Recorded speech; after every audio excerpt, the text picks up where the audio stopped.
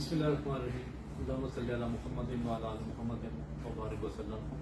अच्छा, मुझे वैसे जब भी कहा जाए कि फ़ायज़ हसन सयाल साहब की शख्सियत के बारे में या किताब के बारे में बात करें तो मैं उसी तरह मोटिवेट हो जाता हूँ जैसे मैं लाइफ में 15 साल पहले होता था, क्योंकि मेरी इस किताब के साथ वाबस्तगी इतनी स्ट्रॉन्ग है कि अमूमन एक आप जुमला सुनते हैं, life changing seminar, life changing training, तो अमूमन लोगों को ना यकीन नहीं आता इस बात पे कि पता नहीं होगी या नहीं होगी, या वैसे ही कह रहे हैं, या शायद ये कोई गिमिक्स हो, मार्केटिंग टूल हो, उसकी वजह से ये बात कह रहे होंगे। तो लेकिन क्योंकि मेरी लाइफ खुद ट्रांसफॉर्म इस किताब की वजह से हुई, इसीलिए मुझे इस पे बार बार बात करने का बड़ा शौक है।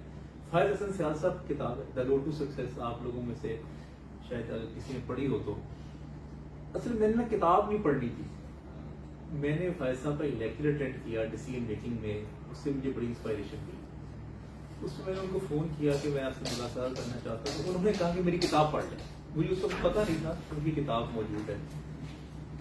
मैंने उनसे मिलने के लिए इंग्लिश की मेरे ख्याल से मैंने कोई पहली किताब पढ़ी होगी जो अदर देन द कोर्स होगी या अदर देन माई सब्जेक्ट होगी, पहली किताब में क्या शायद 2000 रोज पढ़ी हुई से पहले, याद नहीं। तो मैंने पढ़ी, वो मैंने 5 दिन में किताब खत्म की।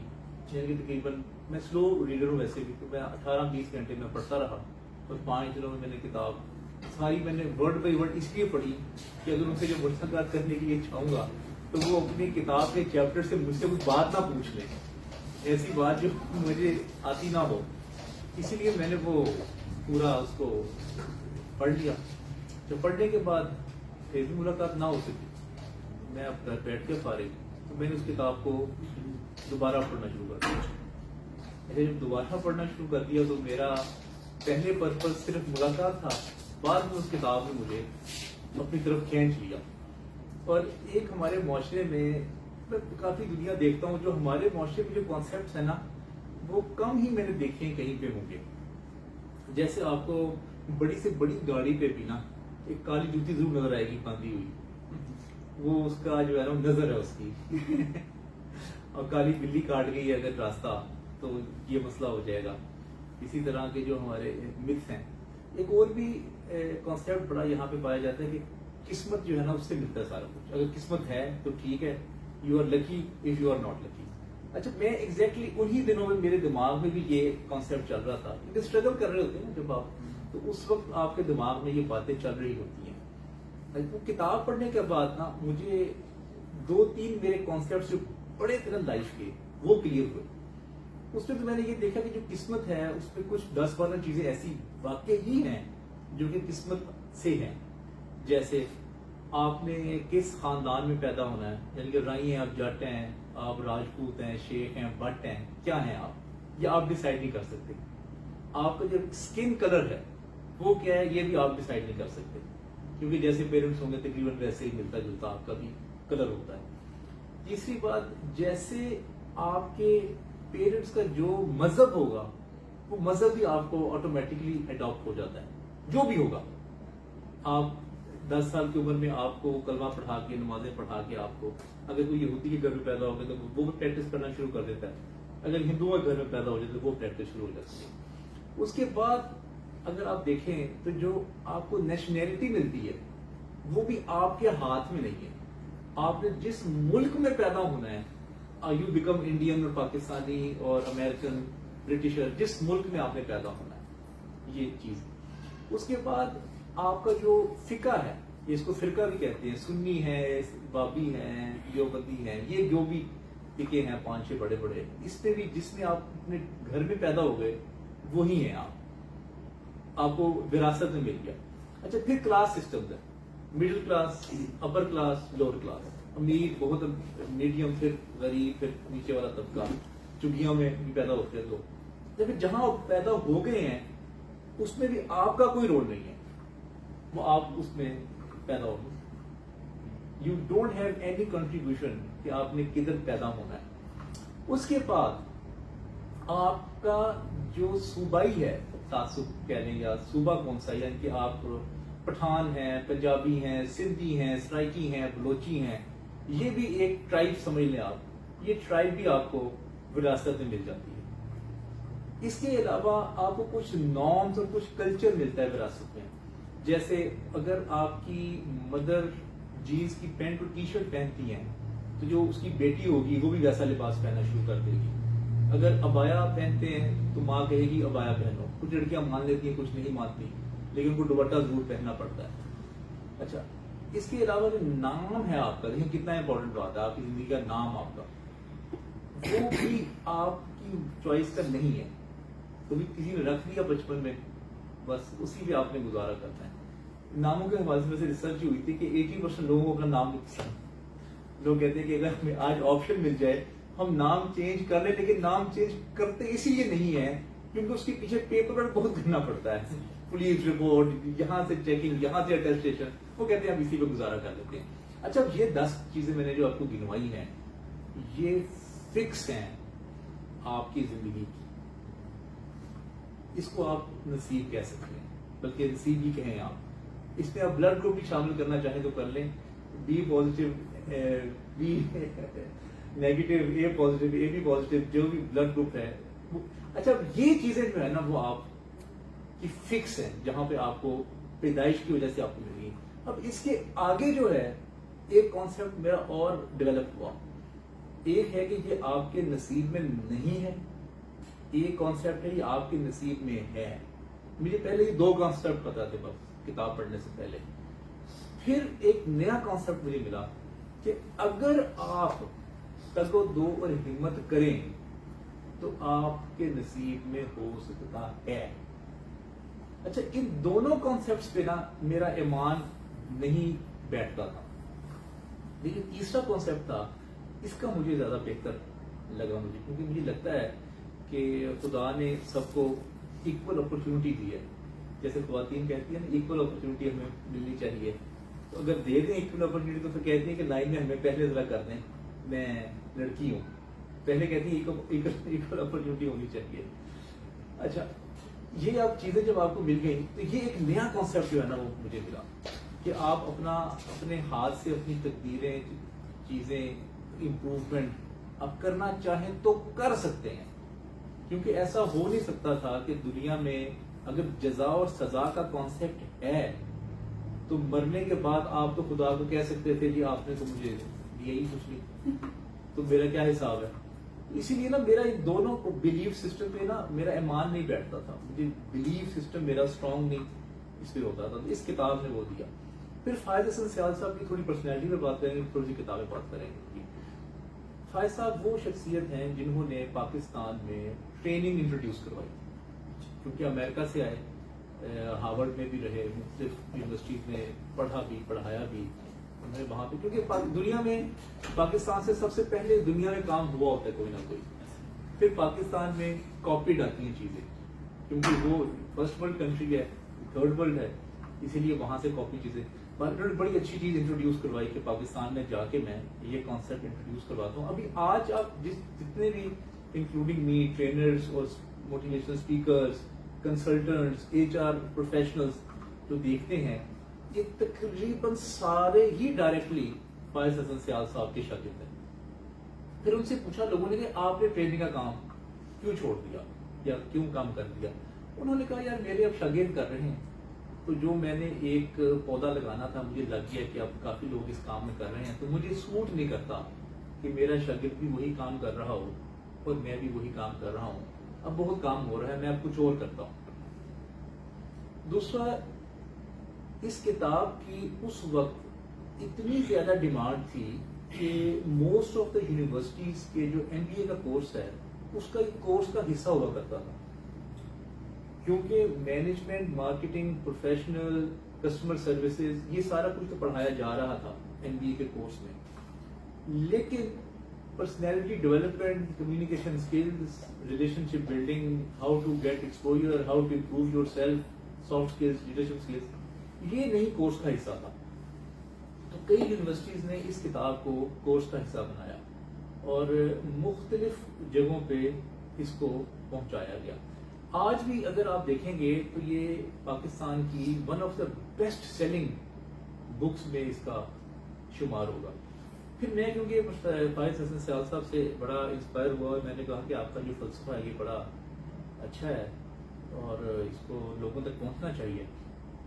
تو پھر میں نے ان کے لیکچرز اور سیشنز سیمینارز کی میں نے کروانے شروع کیے اور اسی کتاب کو دیکھ کے پھر مجھے بھی کتاب لکھنے کی موٹیویشن ملی.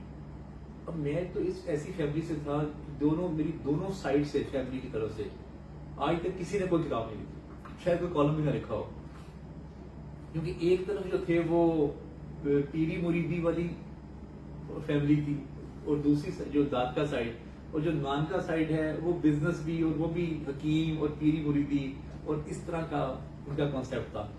تو میں کتاب پڑھنے کے بعد نا ایک اور چیز مجھ میں ڈیولپ ہوئی, میں چیزوں کو نا چیلنج کرنا شروع کر دیا کہ جو کانسیپٹ ہمیں اپنے آباء و اجداد کی طرف سے ملے ہیں اس کو ایز اٹ از نہیں قبول کرنا, اس پہ شک کرنا ہے, اس پہ سوچ وچار کر کے آپ کو اپنی علم کی بنیاد پہ اگر آپ اس کو پرکھ کے اگر آپ کو ٹھیک لگے تو آپ مانیں, صرف اس وجہ سے نہ مانیں کہ جی میرے والدین کا یہ کانسیپٹ ہے اس لیے میں اس کو مان رہا ہوں. اس لیے پھر میں نے اپنی فیملیز کے کافی نارمس توڑے جس کی وجہ سے مجھے بغاوت باغی بھی کہا گیا اور سب لوگ ناراض بھی ہوئے. جیسے اب شادیوں کو میں فیملیز میں ہوتی تھی شادیاں, تو مجھے فائز صاحب نے کہا کہ آپ لوگ شادیاں سادگی سے کریں, اور میں کیونکہ اس سے پہلے ہی میرا ایکسپیرینس ہو گیا تھا مختلف ملکوں میں جانے کا, تو کرسچینٹی میں 90% جو میرجز ہیں وہ چرچ میں ہوتی ہیں. میں نے خود بھی 2-3 میرجز ایسے اٹینڈ کی اور میں نے پوچھا اچھا ہمارے نزدیک وہ بڑا ماڈرن گورا ہے اور بڑا اوپن ہے اور بہت زیادہ یہ آپ کو لگتا ہے کہ وہ بڑا فحاشی ہے اس معاشرے میں, عیاشی ہے بہت زیادہ, لیکن یہ پرسیپشن تھی. جب میں خود جا کے میں نے ایکسپیرینس کیا تو میں نے کہا یار یہ تو مذہبی لوگ ہیں, یہ تو اپنے چرچ میں کرتے ہیں ساری میرجز. اور پاکستان میں جو لوگ شادی کرتے ہیں وہ اس طرح سے مسجد میں نکاح یا وہ سادگی سے نہیں کرتے. وہ ساری جو رسومات ہیں وہ ہم نے ہندوؤں سے لے لی, ہم نے پورا جو برے صغیر کا کلچر تھا وہاں سے لے لیا. تو میں نے کہا یہ ٹھیک نہیں ہے. میں نے ان سے انسپائر ہو کے اپنی شادی صرف 50,000 میں نے کہا یہ ایک تو مجھے شوق نہیں تھا کہ لوگ آ رہے ہیں جا رہے ہیں, 3 دن پہلے ہی لوگ آ جاتے ہیں, اور مجھے لگتا ہے کہ یہ ویسٹیج آف ٹائم نہیں تھا. جس کا اگر دل ہے شوق ہے تو وہ اگر کرنا چاہے تو ضرور کرے, لیکن مجھے لگتا ہے کہ یہ ویسٹ ہے. مجھے نہیں, کوئی خاندان آ کے بیٹھ گیا 3 دن پہلے, کسی کو پیمپر چاہیے, کسی کو ڈسپلن کی گولی چاہیے, کوئی کہہ رہا ہے میرے لیے چائے بنا کے لے کے آؤ, کوئی کہہ رہا ہے کہ مجھے کمر میں درد ہے, کوئی کہہ رہا ہے میرے سر میں درد ہے. تو یہ چیزیں دیکھ کے نا مجھے بڑی اریٹیشن ہوتی. میں کہتا ہوں اگر آپ نے کبھی کسی پیشنٹ کا بھی پتہ کرنے جانا ہے تو آپ وہاں جا کے بوجھ بن نہ جائیں اس فیملی کے اوپر کہ جی ہم بیٹھ گئے ہیں اب کھانے کا ٹائم ہے. وہ جو فیملی ہوتی ہے وہ پیشنٹ کو سنبھال رہی ہوتی ہے اور باقی ان کو ایک دوسری ٹینشن لگ جاتی ہے کہ اب ان کو بھی سنبھالنا ہے. تو ہمیں اتنے ایٹیکیٹس نہیں ہیں کہ اگر ہم نے اگر آپ نے پیشنٹ کا پتہ کرنا ہے تو پریکٹیکل اپروچ یہ ہے کہ آپ ڈیوٹی دیں جا کے ہاسپٹل میں, یا آپ ان کو کہیں جی آپ نے ساری رات آپ جاگے ہیں تو میں صبح کے ٹائم میں ڈیوٹی دیتا ہوں. اچھا جو پیشنٹ بیمار ہوا اس کے اوپر آگے لوگ کے بیٹھ جائیں گے, اب ہمیں بھی سرو کریں. اچھا جو پیشنٹ ہوتا ہے وہ بھی روتا ہو کہہ رہا ہے بیٹا روٹی کھواؤ انہوں بیٹا انہوں اے کرو. تو آپ دیکھیں نا یہ سینس لیس بات ہے نا کہ آپ جو ایک آلریڈی لوگ جو سٹریس میں ہیں آپ مزید ان کا کام بڑھا رہے ہیں. اچھا اب وہ محبت میں کر رہے ہوتے ہیں. سب سے بڑی بات یہ اور سب سے مشکل بات یہ ان کے لیے کہ ان کا انڈرسٹینڈنگ لیول ہے وہ اتنا ڈیولپ نہیں ہوا کہ ہم کسی کو جا کے فیسیلیٹیٹ کر رہے ہیں یا ان کو اریٹیٹ کر رہے ہیں. ایک تو یہ چیز بڑی کتاب پڑھنے کے بعد کلیئر ہوئی کہ آپ کو آبزرو کرنا چاہیے سچویشن ٹو سچویشن کہ پریکٹیکل اپروچ کیا ہے, اس پریکٹیکل اپروچ کے مطابق آپ کام کریں.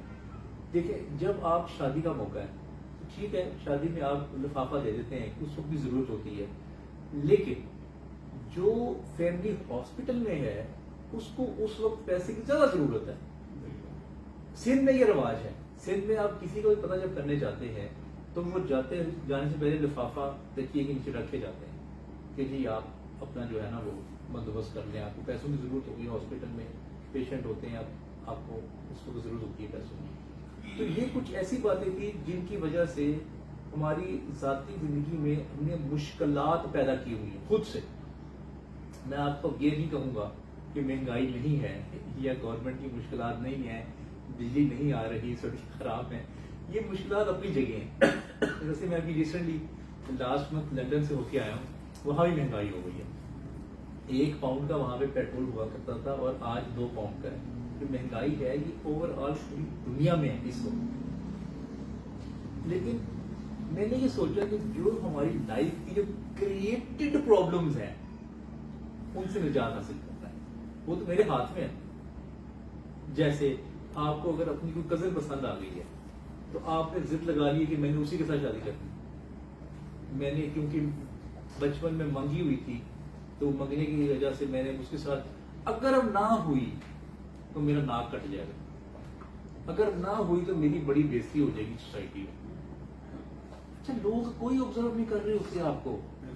لڑکیاں کہتی ہیں کہ میں نے بارات میں بھی وہی جوڑا پہنا, ولیمے میں بھی یہی جوڑا پہن لیا, تو مجھے اس کے لیے اور چاہیے مہندی کے لیے. تو میں نے کہا کہ تمہارا کیا خیال ہے کہ لوگ اتنے ویلے ہیں کہ تمہاری ڈریسنگ کو نوٹ کر رہے ہیں کہ کون سا تم نے پہنا یا کون سا نہیں پہنا. یہ ساری نا سیلف کریٹڈ پرابلمز ہیں جو ہمارے اپنے اوپر تھوپی ہوئی ہیں.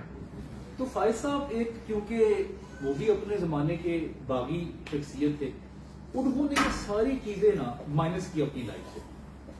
اچھا, پھر ان سے میں نے ایک اور بڑی بات زبردست سیکھی. وہ کہتے ہیں کہ آپ کو بزنس تب آتا ہے زندگی میں جب ہم نو کرتے ہیں.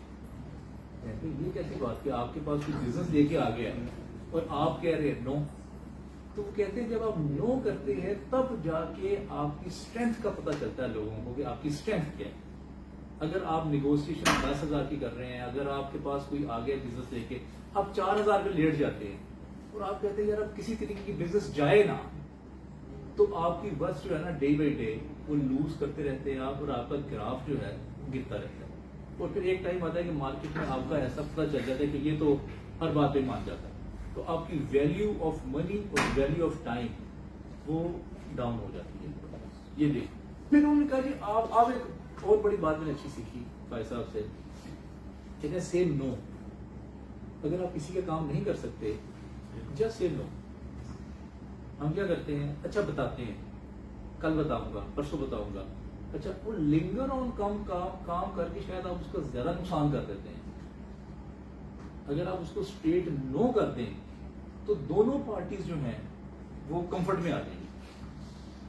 لیکن آپ کو نو, اچھا آپ کو لگتا ہے کہ اگر میں نو کہوں گا تو میرا تعلق خراب ہو جائے گا, جبکہ میرے ذاتی تجربے کے مطابق لوگ نو کو پسند کرتے ہیں.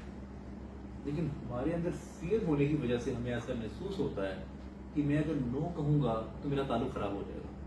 لیکن وہ یہ نہیں کیلکولیٹ کرتے. پھر دیکھ رہے ہو پریکٹیکل اپروچ ہے, کیلکولیٹ نہیں کرتے کہ اگر میں لنگر آن کرتا رہوں گا, اس کو ایک ورڈ ہمارے معاشرے میں یوز ہے لارا, کہ میں لارا لگاتا رہوں گا, اس کو لنگر آن کرتا رہوں گا, ڈیلے کرتا رہوں گا, اس سے اس کو کتنا نقصان ہوگا. یہ کیلکولیٹ نہیں کرتے, نو نہیں کرتے. تو فائز صاحب نے کہا یہ کوئی بری بات نہیں ہے, کوئی غیر شرعی نہیں, کوئی غیر مہذب نہیں ہے, کوئی غیر اخلاقی نہیں ہے. جو آپ کام کسی کا نہیں کر سکتے جسٹ سے نو. اچھا, یہ مجھے ہمت ان سے آئی کہ میں نے جب ان کو دیکھا کہ وہ بڑے اپنے کلوز ریلیشن کو بھی نو کر دیتے ہیں اور بڑی آسانی سے. میں عراق گیا, میں آپ کو نو کی مثال دے دیتا ہوں. میں عراق گیا ایک گروپ کے ساتھ, تو وہاں میری دوستی ہو گئی. بڑے ایک شیف تھے, کون سی کپڑے والی مارکیٹ ہے, اعظم مارکیٹ, بڑا ان کا بڑا بزنس. انہوں نے بڑا کافی سامان اکٹھا کر دیا. تو مجھے ایئرپورٹ پہ کہتے ہیں کہ علی بھائی یہ آپ نا یہ ایک بیگ نا اپنے نام پہ کروا لیں, کیونکہ آپ کے پاس تو کوئی سامان نہیں ہے. تو میں نے سوچا کہ یار ابھی بھی تو ان سے دوستی ہوئی ہے, مجھے کیا پتا یہ کون ہے کون نہیں ہے. تو میں نے ان کو کہا جی سوری میں یہ سامان لے کے جا سکتا آپ کا. انہوں نے کہا جی کیوں, کیا آپ کیسے بات کر رہے ہیں.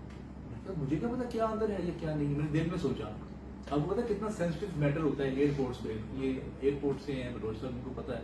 بلوچ صاحب مجھے کیا پتا کیا ہے تو کیا نہیں اس کے اندر. سامان سے تو میرے نکلنا ہے کچھ, اگر انلیگل ہوا تو. میں نے اسی وقت نا 1 منٹ میں کیلکولیٹ کیا, اگر یہ میں سامان اپنے سامان کے ساتھ بک کرواؤں گا تو عراق سے لے کے لاہور تک کا جو سفر ہے میرا سٹریس میں گزرے گا، اور ممکن ہے وہ سٹریس کوئی پولیس والا یا سیکیورٹی والا دیکھ کے میرے چہرے پہ وہ مجھے کہے ادھر سائڈ پہ آ جائے، اور میں نے کہا میں اپنا سٹریس پہ کیوں ادھر میں کروں. میں نے کہا جی سوری، میں نا میرے ڈیڈی نے مجھے منع کیا ہوا ہے کہ کسی کا سامان ایئرپورٹ پہ نہیں پکڑنا. میں نے کہا میں ان کی بات کو رد نہیں کرتا. میں نے کہا انہوں نے 98 میں جب میں فرسٹ ٹائم دبئی گیا تھا انہوں نے مجھے کہا تھا، تو کہا تو وہی تھا انہوں نے، تو میں نے یہ کہہ دیا. میں نے کہا ہاں میں ایک کام کر سکتا ہوں، آپ جو ایکسٹرا پیسے بچانا چاہ رہے ہیں نا آپ کو میں دے دیتا ہوں. اور کہتے نہیں ایسی کیا بات کر رہے ہیں آپ، وہ عرب پتی بتا تھا اس کو کیا ایسی ضرورت اس بات کی. لیکن میں نے نا نو کر کے میں نے دیکھا کہ میں نے اپنا کمفرٹ دیکھ لیا، میں نے دیکھا کہ میں کمفرٹیبل ہو گیا. اچھا ہم اپنے آپ کو انکمفرٹیبل کر کے نو نہیں کرتے لیکن انکمفرٹیبل کر دیتے ہیں. وہ دوستی بھی زیادہ نہیں چلی. بلنٹ ہے نا، یہ بلنٹنس ہے نا، یہ میں نے بڑی فائز صاحب سے میں نے یہ سیکھی. وہ بلنٹ ہو جاتے ہیں، سیدھا اسٹریٹ ڈائریکٹ نو یس نو پہ وہ بات کو ختم کر دیتے ہیں، لنگر آن نہیں کرتے. اچھا ایک ٹائم آئے گا آپ دیکھیے گا کہ سوسائٹی میں جب آپ کا یہ بہیویئر ہو جاتا ہے تو لوگ پھر آپ سے اس طرح کی ڈیمانڈ بھی نہیں کرتے. جیسے اب میری اگر فیملی میں شادی ہو، میں کہتا ہوں کہ منگنی، مہندی، بارات، ولیمہ، وہ مغلاوا، مائیوں، میں نے کہا ان میں سے نا آپ جس بھی ایک دن کہیں گے نا میں آ جاؤں گا. ان سارے ڈیز میں میں نہیں آ سکتا. آپ نے اگر تصویریں کھنچوانی ہے، کوئی شو مارنی ہے تو آپ کروا لیجیے گا، مجھے کوئی مسئلہ نہیں ہے. اب ایک شادی کے لیے میں اپنے 6 دن ویسٹ کروں اور مجھے فائدہ کیا؟ وہ میاں بیوی کو فائدہ، میں بھی مفت کی شادی میں عبداللہ دیوانہ بنا ہوں. میں کہ مجھے کیا فائدہ؟ تو جب آپ اپنے فائدے کو کیلکولیٹ کرتے ہیں تو آپ کی الٹیمیٹلی زندگی کمفرٹ میں گزرتی ہے. اگر آپ قربانیاں دینی شروع کر دیں، اچھا اس قربانی کا فائدہ بھی کوئی نہیں، کیونکہ ماں اینڈ پہ یہی کہتی ہے کہ میں نے تمہیں اپنا دودھ نہیں بخشنا، میں نے بڑی قربانیاں دی کہ مجھے نہ تمہارا ابا پسند نہیں تھا لیکن تمہاری وجہ سے میں نے اپنی شادی برقرار رکھی، اور تم اب میرے ساتھ یہ سلوک کر رہے ہو. کوئی ابا نہیں پسند تو چھوڑو. Why to sacrifice? کیونکہ ایسے لوگ بھی رہتے ہیں سٹریس میں. قربانی دی نا، قربانی کے بعد میں نے تمہارے لیے دی. اچھا اب اگر بچے سے اچھا رسپانس نہیں آیا آپ کو اس طرح سے تو آپ فرسٹریٹڈ ہو جائیں گے کہ جی میں نے تمہارے لیے کیوں یہ قربانی دی تھی اور تم اس طرح سے مجھے بلیو نہیں کر رہے، تو اب میں تو اب یہ تو پھر آپ اچھا پھر وہ لائف آگے والی اسٹریس پہ گزرے گی زیادہ. تو یہ ساری جو یہ بولڈنس ہے اور یہ برنٹنس ہے، یہ اسٹریٹ فارورڈنس ہے، یہ فائز صاحب میں بڑی زبردست پائی جاتی ہے. آج بھی اگر وہ میں ان کو کوئی کام کہوں تو مجھے اس کے اسٹریٹ نو کر دیتے. اگر وہ دیکھتے ہیں کہ ان کے وہ کمفرٹ زون میں نہیں آتا کہتے ہیں نو. اچھا مجھے بھی کیونکہ اب ہیبٹ ہو چکی ہے ان کے ساتھ اتنا وقت گزارنے کے بعد میں بھی کوئی مائنڈ نہیں کرتا. پھر میں نے اپنی جب کتاب لکھی تو مجھے بڑا شوق تھا کہ لوگ مجھ سے آٹوگرافس لیں، مجھ سے تصویریں کھنچوائیں، مجھ سے سیلفیاں لیں. تو مجھے شوق تھا کہ میں بھی آتھر بن جاؤں، کیونکہ ان کی بھی کتاب تھی. میں نے موٹیویشن لی ان سے، اپنی میں نے کتاب چھپوا لی اور اس کا ٹائٹل پیج میں نے فیس بک پہ شیئر کر دیا. فیس بک پہ شیئر کیا تو میں اب کامنٹس اور لائکس کاؤنٹ کرنے شروع کر دی. میرے کتنے لائکس ہیں، کتنے کامنٹس آتے ہیں. میں نے سوچا تھا کہ میں نے آج زندگی کا بہت بڑا مارکا مار لیا ہے، اور آج تو میری سوسائٹی میں میرا امیج جو ہے اور میرا جو کام ہے بہت بڑا ہو گیا. میں نے تمام صوفیوں کو ٹرینرس کو اکٹھا کر کے ایک کتاب لی. میں بار بار دیکھوں وہ کمنٹس آئے نا، کبھی 1 2 3 4 5 6 7 پورے دن سے 8 کمنٹ آئے. پھر میں نے سوچا یہ کوئی شاید ایسا کام ہی میں نے کیا، یہ میرے خیال میں تھی یہ بات، کوئی ایسا کام نہیں ہوا. اچھا اسی پہ ریسنٹلی میں نے ایک اپنی گاڑی لی، اس کو میرے دوست تھے انہوں نے فیس بک پہ شیئر کر دیا، تو میں نے ویسے شیئر کر دیا. تو میں یہاں سے لی یہ ڈیفینس سے لے کے میں الحمرہ تک گیا. تو میں نے وہاں پہ ایونٹ اٹینڈ کرنا تھا، تو 300 کمنٹس اور کئی لائک آ گئے جس کو میں بالکل بھی ایکسپیکٹ نہیں کر رہا تھا. تو پھر میں نے سوچا کہ کتاب لکھنے سے بہتر ہے کہ نیا ماڈل لیا جائے گا، اور میں نے ایسے ہی کیا. پھر میں نے کہا کہ آپ کے ساتھ جو ہے اگر علم اور فائنانس، یہ اگر دونوں چیزیں اگر آپ کے پاس نہیں ہیں تب بھی لوگ نہیں مانتے آپ کو. اسی لیے فائز صاحب نے ہمیشہ بڑے گھروں میں اور بڑی گاڑیوں میں انہوں نے اپنی زندگی گزاری، کیونکہ آپ کہہ رہے ہیں نا دا روڈ ٹو سکسیس، یہ سکسیسفل ہو جائے. تو آپ کے پاس جب لیکچر سننے کے بعد کوئی شخص آئے اور آپ خود بھی نہ ہو سکتے اور آپ کہیں کہ کوئی آپ سے ہی پوچھ لے سیشن میں سر آپ سکسیس کی باتیں کر رہے ہیں، آپ کی لائف کی اچیومنٹ کیا ہے ذرا وہ تو بتائیں. تو وہ اگر کہیں نہیں میں نے ابھی سوئمنگ سیکھی نہیں ہے لیکن میں نے ابھی سوئمنگ پڑھی ہے اور پڑھ کے میں اب سکھانے لگ گیا ہوں آپ لوگوں کو، تو وہ اس کا امیج جو ہے وہ اس طرح سے نہیں ہوگا. اسی لیے حضرت امام غزالی نے کہا تھا کہ میں جاہلوں کے لیے پیسہ کماتا ہوں اور علم والوں کے لیے علم کماتا ہوں، کیونکہ جو جاہل ہے یا کم پڑھا لکھا ہے وہ متاثر ہوتا ہے عمارت سے، اور علم والا تو علم سے متاثر ہوتا ہے. تو اس طرح اس کتاب نے بہت سارے لوگوں کی زندگی میں ویلیو ایڈ کی اور ایک ٹرینڈ کریٹ کیا. اس کے بعد پھر بہت سارے لوگوں نے سیلف ہیلپ پہ کتابیں لکھنی شروع کی.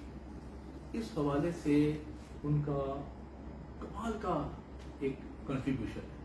اور اب تو خیر وہ یوٹیوب پہ بھی اپنی چیزیں ڈالنی شروع کر دی. پہلے وہ یوٹیوب کے خلاف تھے ویسے، لیکن ابھی ان کو دیکھا کہ اب یوٹیوب کی ضرورت بنی ہوئی ہے اور وہ اپنی چیزیں ڈالنی انہوں نے شروع کر دی ہیں. تو اگر اب آپ کا کوئی سوال ہے تو کر لیں. میرے خیال سے زیادہ بہت زیادہ ہی بول گیا ہوں. اینی کوشچن اس کو اسٹاپ کرتے ہیں.